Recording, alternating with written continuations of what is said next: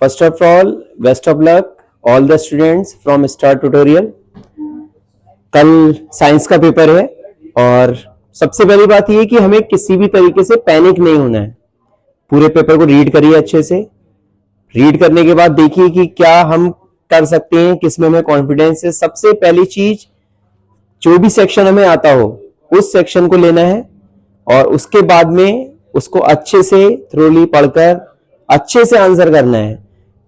Bio portion में diagram बनाएंगे अच्छे से, केमिस्ट्री का है रिएक्शंस होनी चाहिए, फिजिक्स में डेरिवेशन, आंसर में यूनिट होनी चाहिए।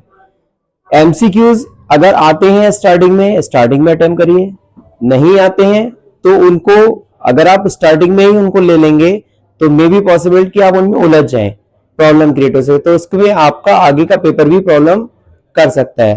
तो एमसीक्यूज को मेरे अपने ओपिनियन में कि आपको लास्ट में अटेम्प्ट करना चाहिए। क्वेश्चन पढ़िए ध्यान से, उसके ऑप्शंस देखिए ABCD, ध्यान देखिए कि कौन सा ऑप्शन हो सकता है, उसके बाद उसी ऑप्शन को आपको लिखना है। मे बी आप आंसर देते समय ऑप्शन लिखेंगे, मान लीजिए किसी आंसर का ऑप्शन ए है तो आप उसका नंबर डालेंगे, क्वेश्चन नंबर 2 ऑप्शन ABC, जो भी ऑप्शन होगा उसको आप रिटन में लिख देंगे। किसी भी तरीके से आपको पैनिक नहीं होना। कुछ इंपॉर्टेंट टॉपिक्स है जैसे रिफ्लेक्स एक्शंस है, रिफ्लेक्स आर्क है, न्यूरॉन है, हमारा आर्टरीज, वेन एंड कैपिलरीज में क्या डिफरेंसेस हैं, नेफ्रॉन कैसे परफॉर्म करता है, डायलिसिस मोस्ट इंपॉर्टेंट टॉपिक होता है हमेशा से बायो पे। तो इन टॉपिक्स को आप अच्छे से कर लीजिए।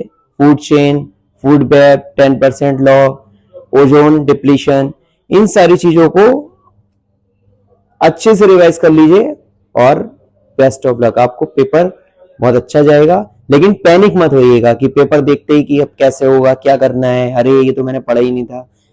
हर एक क्वेश्चन को ध्यान से पढ़ेंगे, 2-2 3-3 बार पढ़ेंगे आंसर देने से पहले, क्योंकि कोई भी क्वेश्चन आपको बिल्कुल सिंपल तरीके से नहीं मिलेगा, उसको कहीं ना कहीं मोल्ड किया हुआ होगा।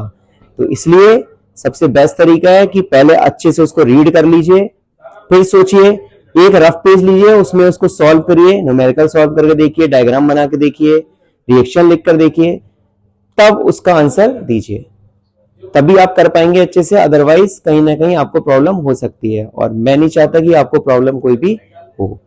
फिर बता रहा हूं, ऑप्शन वाले MCQ, assertion reason, case study, इनको लास्ट में करिएगा, नहीं तो आप फिर उलझ जाएंगे इन्हीं में, और इसमें उलझने से ये होगा कि आपको जो क्वेश्चंस आते होंगे मे बी पॉसिबल आपके माइंड से स्किप कर जाएं। तो इसलिए इनको बाद में अटेम्प्ट करिएगा, ठीक है।